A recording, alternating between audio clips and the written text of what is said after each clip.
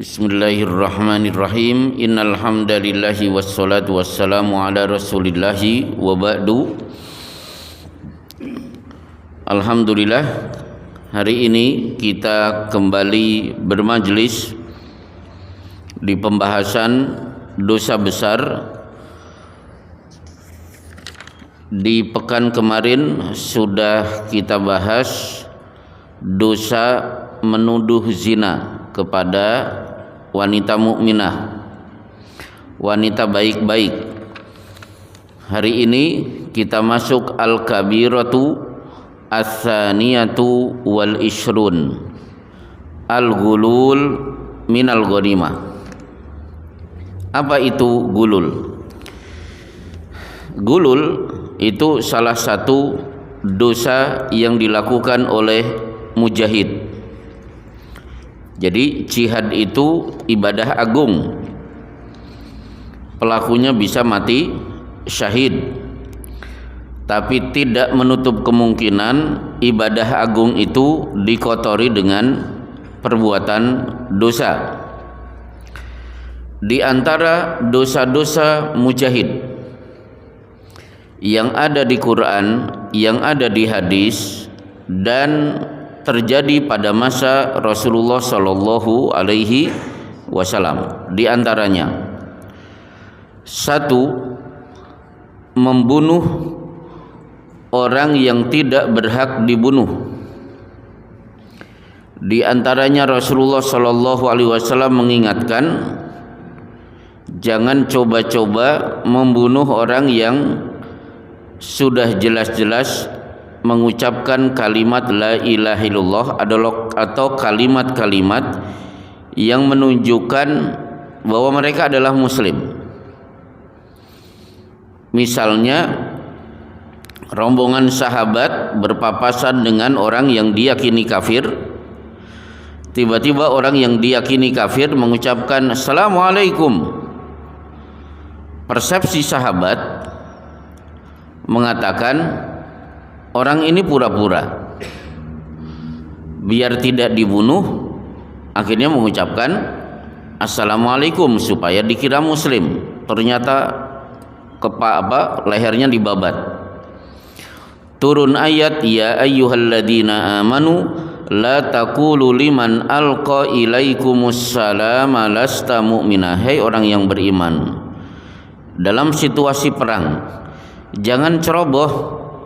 Orang sudah mengucapkan jelas-jelas assalamualaikum, kalian vonis dia tidak beriman, kemudian kalian bunuh. Termasuk Usamah bin Zaid dimarahi Rasulullah Shallallahu Alaihi Wasallam ketika dia duel pedang dengan pedang. Tiba-tiba si kafir terjatuh, pedangnya terpental. Situasi kritis, si kafir mengucapkan la ilaha illallah. Ternyata lehernya tetap dibabat. Dilaporkan kepada Rasulullah Shallallahu Alaihi Wasallam. Akhirnya Rasulullah memanggil dan memarahi Usamah bin Zaid. Bahkan para sahabat menilai belum pernah Rasulullah semarah hari itu. Alasan Usamah bin Zaid, ya Rasulullah, innahu kana muta'awidan. La ilallahnya kan pura-pura biar dikira muslim. Kenapa tidak dari tadi giliran kepepet baru mengucapkan la ilaha illallah? Maka Rasulullah bersabda, afala syaqaqta qalbahu? Kamu tahu isi hatinya? Apa jawabanmu di hadapan Allah ketika Allah bertanya terhadap ucapan la ilallah yang sudah keluar dari mulutnya, ternyata engkau penggal juga lehernya. Termasuk Khalid bin Walid membabat leher orang kafir, padahal orang kafir sudah mengucapkan sobakna, kami pindah agama. Akhirnya Rasulullah mengangkat kedua tangan, Allahumma inni abra'u ilaika mimma fa'ala Khalid ibn Walid. Ya Allah, aku berlepas diri, jangan tuntut aku ya Allah terhadap apa yang sudah diperbuat Khalid bin Walid. Nah, jadi beberapa orang yang memang diberi instruksi tidak boleh dibunuh, termasuk wala taqtulu syaihan hariman, jangan kalian bunuh orang yang sudah sepuh tua renta, wala nisaan, tidak boleh membunuh wanita, wala walidan, tidak boleh membunuh anak-anak. Ada dosa yang lain, bunuh diri. Inilah yang terjadi pada perang Hunain. Pelakunya Qazman tidak kuat menanggung luka, akhirnya dia mengambil jalan pintas, dia ambil tombak, dia tusukkan ke ulu hatinya hingga akhirnya mati. Para sahabat yang tidak tahu mengatakan dia syahid. Kata Rasulullah, kalla innahu finnar, oh nggak bisa, dia di neraka. Kemudian termasuk dosa mujahid ada pada bab ini, al-gulul minal ghanimah, melakukan gulul. Apa itu gulul? Baik, jadi gini, seorang mujahid ketika perang selesai mungkin dia dapat rejeki berupa mati syahid. Ini rejeki paling hebat. Kalau sudah mati syahid berarti status matinya di atas husnul khotimah. Ketika darah tertetes, Allah langsung mengampuni dosanya, dan saat itu juga akad nikah dengan 72 bidadari, dan dia punya hak membawa 70 anggota keluarganya masuk surga. Keuntungan kedua, kalau dia tidak mati syahid berarti dia sudah tidak punya beban, karena Rasulullah bersabda, man mata walam yagzu walam yuhaddits fi qalbihi bi ghazwin mata ala syu'batin minan nifaq. Siapa yang mati belum pernah berperang atau terdetik ingin berperang, maka status matinya dalam keadaan munafik. Jadi kalau bapak-bapak, situasi hari ini, opsi pertama silahkan berperang. Kalau tidak mungkin berperang, minimal terdetik, ya Allah, kapan saya bisa terjun ke jalur Gaza? Maka orang yang sudah berjihad, dia sudah lepas tanggungan, status kematiannya munafik sudah lepas. Yang ketiga, mungkin mendapatkan ghanimah, harta rampasan perang. Inilah harta terbaik, harta paling diridhoi oleh Allah, karena Rasulullah bersabda, waju ila rizki tahta dilali romhi, Allah tetapkan rezekiku ada pada naungan tombak, yaitu hasil dari perang. Atau mungkin salab. Apa itu salab? Misalnya saya tembak-tembakan dengan orang kafir, saya berhasil menembak kepala si Robert, serdadu Amerika. Akhirnya si Robert mati. Maka apa yang dibawa oleh si Robert itu hak bagi pembunuhnya. Berarti ketika si Robert berhasil saya bunuh, saya bisa ngerogoh sakunya. Ternyata ada HP, ada duit, ada cincin, ada emas dan lain sebagainya. Semua harta milik orang kafir yang berhasil saya bunuh itu milik si pembunuh, dan itu disebut dengan salab. Mungkin si mujahid dapat keuntungan yang lain. Apa itu? Fai. Fai itu apa? Harta milik orang kafir, tidak sempat perang, orang kafir lari, akhirnya harta ditinggalkan, itu namanya fai. Seperti perang Dzatus Sawiq, orang-orang kafir panik melihat para sahabat dari jauh, akhirnya mereka lari supaya tidak terkejar, maka perbekalan mereka dijatuhkan sehingga mereka bisa memacu kuda begitu cepat. Akhirnya para sahabat mendapatkan harta rampasan perang tanpa harus berperang karena musuh keburu lari. Itulah namanya fai. Nah sekarang gulul, apa itu gulul? Gulul adalah mengambil harta rampasan perang sebelum dibagi. Jadi misalnya panglima perang mengumumkan, nanti malam ba'da isya kita akan bagi-bagi harta rampasan perang. Ternyata ada ba'da asar, sudah ngambil duluan. Padahal yang dia ambil itu memang hak dia nantinya. Cuma dia kesusu, pengen cepat-cepat dapat harta rampasan perang. Gulul itu ibarat orang berbuka minum meskipun mak seruput semenit sebelum adzan.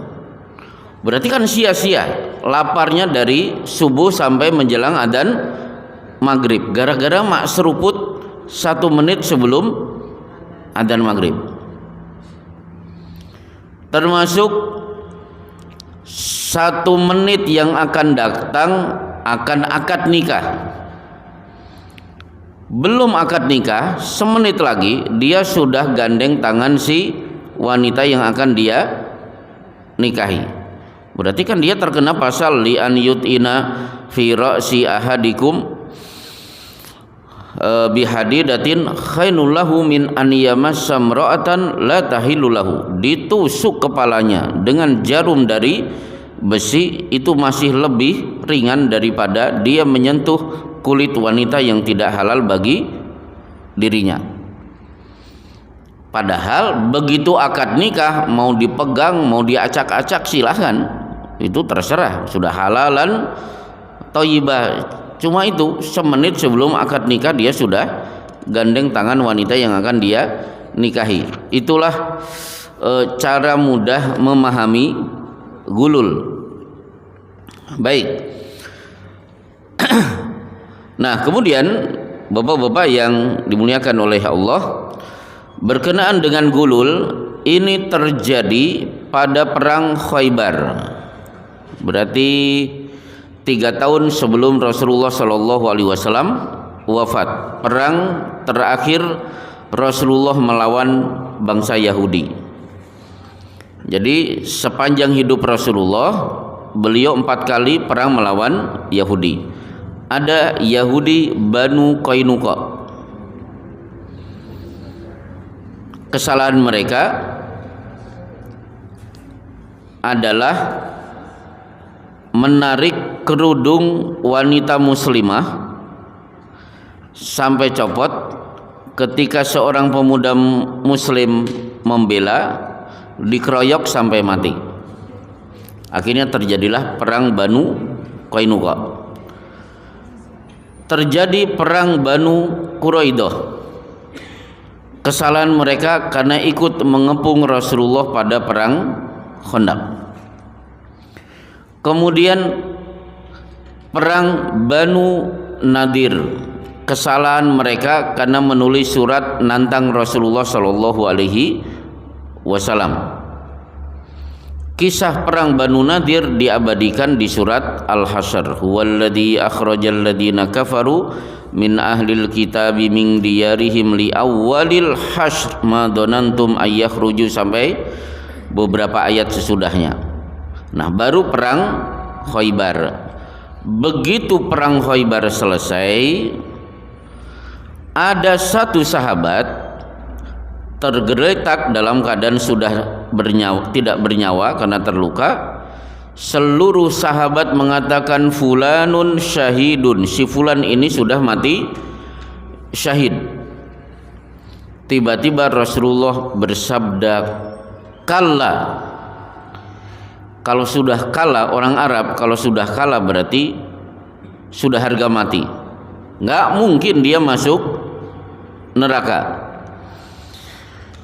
Innahu finnar, justru dia di neraka. Kenapa? Fi abaatin qad ghallaha, gara-gara sepotong baju dia ambil sebelum dibagi. Coba bisa Bapak bayangkan, harusnya dia mati syahid.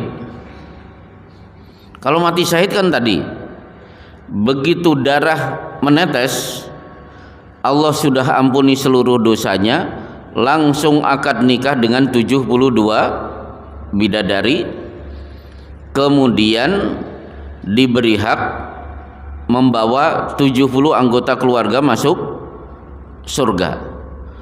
Fasilitas yang begitu hebat gagal gara-gara sepotong baju. Itu kan remeh sebenarnya, kelihatannya remeh. Paling-paling sepotong baju harganya berapa? Paling 200-300 ribu, menghalangi dia mendapatkan status mati syahid. Maka beberapa dalil berkenaan dengan gulul, diantaranya adalah Allah berfirman, ulaikal ladzina ishtarawul hayatad dunya bil akhirah. Mereka sudah memperjualbelikan keuntungan akhirat dengan keuntungan dunia.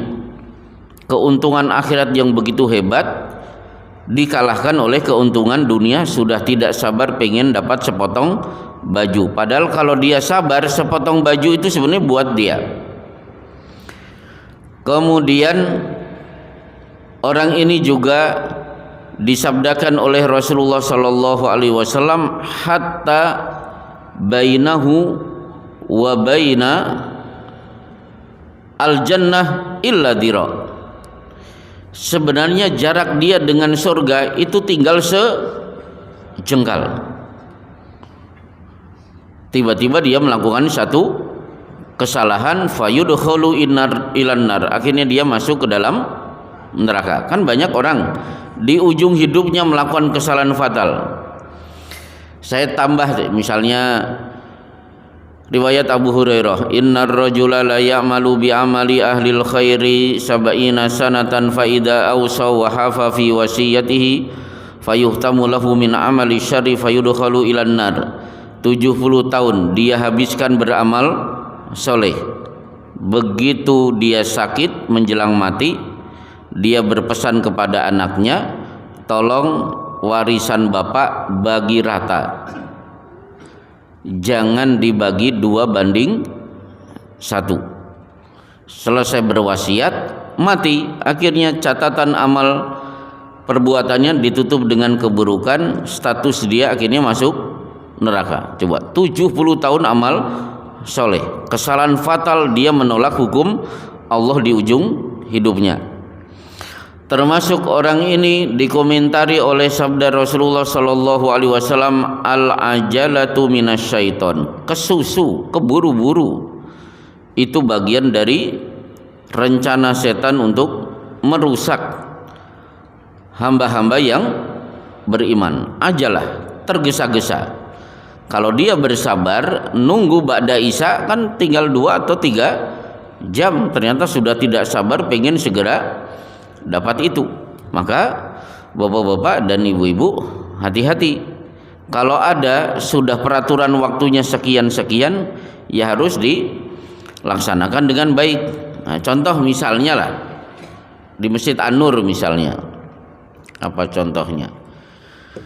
Hadis yang diriwayatkan oleh Abu Hurairah, sakil qaumi akhiruhum syurbatan.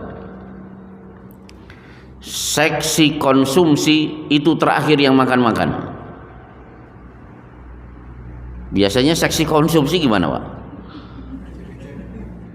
Udah icip-icip, bukan sekedar icip-icip kalau di sana. Oh, udah disi, udah kenyang duluan. Padahal Rasulullah bersabda apa? Seksi konsumsi itu akhiruhum syurbatan, terakhir mengkonsumsi. Bukan berarti ini terjadi di Masjid An-Nur ya. Ini terjadi di sana selama 25 tahun, itu pengalaman saya. Nggak tahu kalau di sini podowai, itu terserah. Itu bukan tanggung jawab saya. Tapi yang saya alami 25 tahun di sana begitu. Seksi konsumsi itu kenyang duluan. Nah, padahal biarkan peserta kenyang, seksi konsumsi yang terakhir. Dan itu ibadah, memang ibadahnya seksi konsumsi seperti itu. Baik, kita lanjutkan. Nah, kemudian dari gulul ini Maka kemudian dibahas oleh Imam Az-Zahabi, ada satu perbuatan yang hukumnya sejajar dengan gulul. Kan Islam itu mengenal siapa yang melakukan ini pahalanya setara dengan ini, siapa yang melakukan dosa ini dosanya setara dengan ini, kan begitu. Saya kasih contoh. Man shalla subha fi jama'atin faka'annama shallal laila kullahu. Salat subuh berjamaah pahalanya setara dengan salat tahajud semalam suntuk. Padahal kan tidak mungkin kita salat tahajud semalam suntuk. Cukup hadir salat subuh berjamaah pahalanya setara. Tahajud semalam suntuk. Satu salat malam yang tidak mungkin bisa kita lakukan karena kita harus tidur. Contoh lagi, salat syuruk, haji dan umrah 3 kali. Saum Syawal 6 hari setara dengan saum selama 1 tahun. Bagaimana dengan dosa? Misalnya, inna adnar riba an yankihar rajulu ummahu. Dosa yang setara dengan riba itu ketika seorang laki-laki menzinai ibunya sendiri. Itu kan sebenarnya perbuatan yang tidak masuk akal.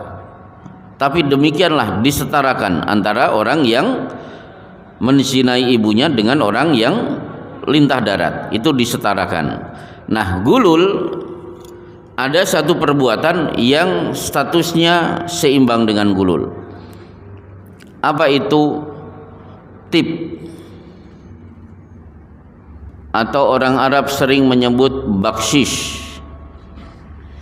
Hari ini contohnya apa? Hari ini contohnya adalah misalnya ada tender pembangunan jalan, diajukan, disimak oleh DPRD atau DPR. Dari sekian pengusaha datang, begitu didengar oleh anggota DPR, akhirnya cocok mengambil perusahaan C. Deal, perusahaan C dipercaya oleh DPR untuk membangun jalan. Pengusaha biasanya apa? Ngasih amplop ke anggota dewan. Nah, menerima amplop itu termasuk sejajar dengan gulul, menghalangi orang itu masuk surga.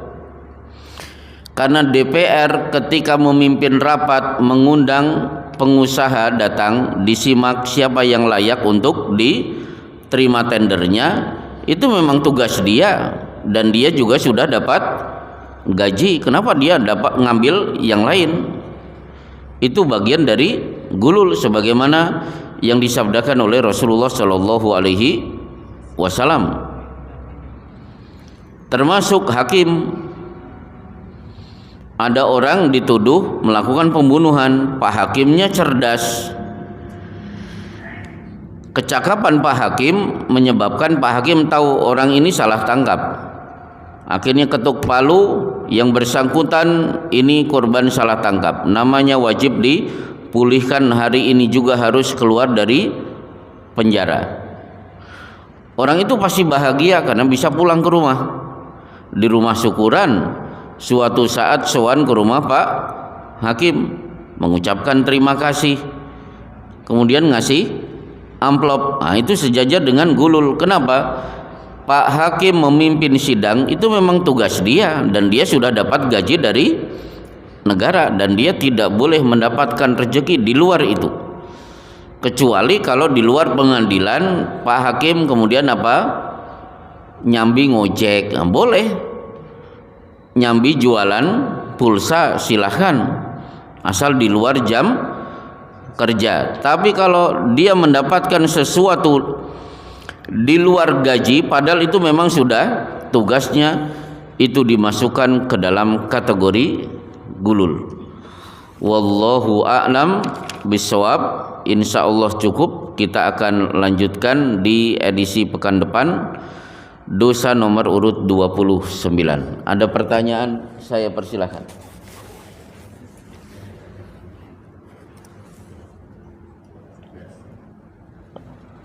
Sepuluh menit lagi, ya.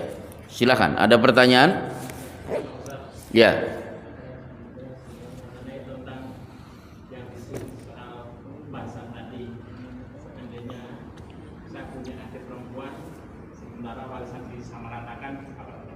Oh, apa tidak boleh? Jenengan dari mana? Saya dari Karanganyar. Oh, Karanganyar. Oh, Karanganyar Pulpo. Iya, iya, iya. Baik, jadi gini. Boleh tidak warisan langsung dibagi rata? Jawabannya tidak boleh. Jadi yang dilakukan adalah penyelesaian hukum baru penyelesaian kekeluargaan. Misalnya orang tua meninggal dunia, anaknya dua, Tono dan Tini. Kenapa Bu? Ada Bu Tini? Nggak ada kan? Ya itu di pelajaran bahasa Inggris Pak Hardi, Tono and Tini terus di SMP. Baik. Jadi Tono ini pengusaha sukses. Penghasilan semenitnya 3 juta. Nggak apa-apa, ngalamun lah. Kan gratis. Ya. Itu si Tono kaya raya pol. Duitnya itu seperti tisu, diambil ada lagi, diambil ada lagi. Sementara si Tini guru TPA.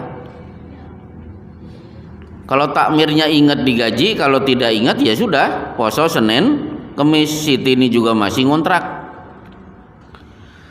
Ketika orang tua Tono dan Tini meninggal dunia, meninggalkan 6 juta, bagaimana cara membaginya? Tetap yusikumullahu fi auladikum lidzakari mithlu hadzil unsayain. Allah sudah menetapkan laki-laki 2, wanita bagiannya 1. 4 juta diambil Tono, 2 juta diambil Tini. Begitu dua-duanya megang, baru Tono menyampaikan, Tin, kita sudah melaksanakan hukum Allah. Kamu dapat 2 karena kamu perempuan, aku dapat 4 karena laki-laki. Nah, selesai, maka silahkan terima 4 juta. Itu baru kekeluargaan. Kenapa harus dilaksanakan? Supaya hukum waris tidak dilupakan, karena ada riwayat wa huwa awwalu yunsa. Hukum waris adalah ilmu pertama kali yang akan dilupakan kaum muslimin. Bahkan saya yakin satu kelas teman saya di pesantren hari ini, kalau ditanya tentang pembagian waris, insya Allah 80% nggak bisa jawab.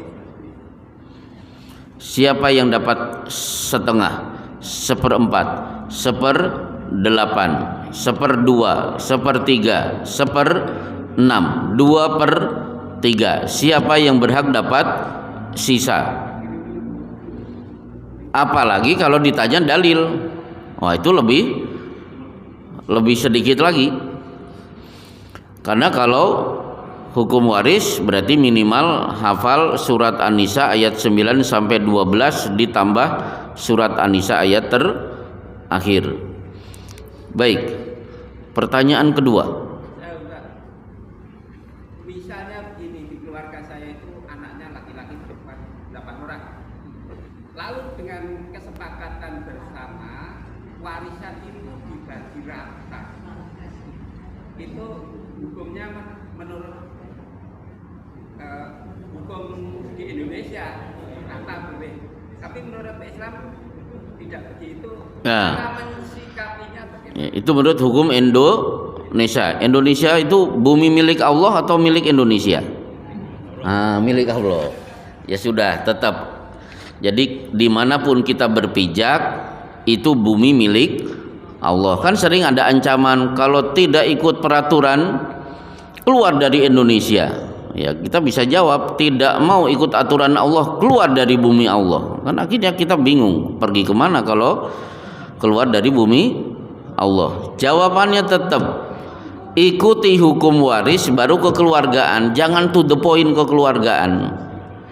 Nanti 50 tahun amalnya tidak diterima oleh Allah, langsung masuk neraka. Itu bagian dari pembatal syahadat. Ya. Baik. Pertanyaan ketiga. Mumpung masih ada 2 menit. Gulul meskipun tidak hari ini kurang populer, tapi setidaknya Bapak bisa mengambil pelajaran apa? Disiplin waktu. Kalau belum waktunya jangan. Itu intinya begitu. Jadi meskipun 5 detik kalau belum adzan maghrib jangan coba-coba minum. Karena segala sesuatu sudah ditentukan waktunya. Meskipun dalam fikih ada hal-hal yang bisa dilakukan sebelum waktunya. Contohnya membayar zakat sebelum waktunya, itu boleh.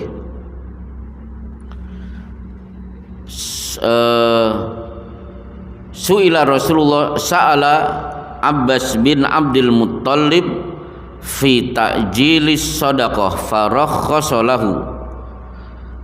Abbas bin Abdul Muttalib minta izin, ya Rasulullah, saya memang belum waktu tempo bayar zakat, tapi saya pengen bayar zakat sekarang. Ternyata Rasulullah membolehkan. Belum waktunya sudah dibayar. Akhirnya Syekh Utsaimin menyimpulkan sebelum waktunya boleh dibayar, tapi kalau telat tidak boleh. Diajukan boleh, tapi diundur tidak boleh. Contoh yang Bapak praktekkan apa? Zakat fitrah. Coba Bapak lihat hadisnya apa? Kalau zakat fitrah itu subuh, ba'da subuh tanggal 1 Syawal. Kalau ini dipraktekkan pasti repot. Maka betul Imam Syafi'i membolehkan membayar zakat langsung diberikan kepada panitia sejak tanggal 1 Ramadan. Contohnya lagi apa? Yang belum waktunya ketika menjamak takdim. Jadi saya sholat duhur dan asar di waktu duhur, itu berarti melaksanakan asar sebelum waktu asar masuk, karena kita tunaikan di waktu duhur. Itu contoh sesuatu boleh dilakukan sebelum waktunya. Tapi kalau ada dalil-dalil khusus bahwa sesuatu itu harus mengikuti waktu, maka jangan coba-coba melanggar waktu itu. Sebagaimana ada tokoh MUI ketika melihat setiap tahun ada yang terinjak-injak di Mina, usul kalau bisa haji itu jangan bulan Dzulhijjah saja. Itu kan kurang ajar. Karena mengambil ayat apa? Al-hajju asyhurun ma'lumat. Faman farada fihin al-hajja fala rafatha wala fusuka wala jidala fil hajj. Asyhurun ma'lumat itu apa? Bulan Syawal, Dzulqa'dah, Dzulhijjah. Nah, berarti enggak apa-apa. Misalnya khusus Asia bulan Syawal aja hajinya. Nanti Afrika bulan Dzulqa'dah. Nanti luar itu misalnya Amerika, Eropa silahkan di bulan Dzulhijjah. Itu kan ngawur. Padahal kalau kita lihat tafsirnya, silahkan memulai berangkat pergi ke tanah suci sudah mulai meniatkan haji terbang sejak bulan Syawal. Jadi Bapak boleh berangkat bulan Syawal sudah berihram, kemudian tawaf, sa'i, nyukur rambut. Setelah itu duduk manis di Mekah menunggu sampai tanggal 10 Dzul Hijjah baru mengenakan kain ihram lagi. Itu maksudnya al-hajju asyhurun maklumat, sudah mulai diniatkan sejak bulan Syawal atau Dzulqa'dah atau diundur nanti menjelang bulan haji. Wallahu a'lam bishawab. Inilah kajian kita di malam hari ini. Kita lanjutkan di pekan depan. Wassallallahu ala Muhammadin wa ala alihi washabbihi wasallam. Assalamualaikum warahmatullahi wabarakatuh.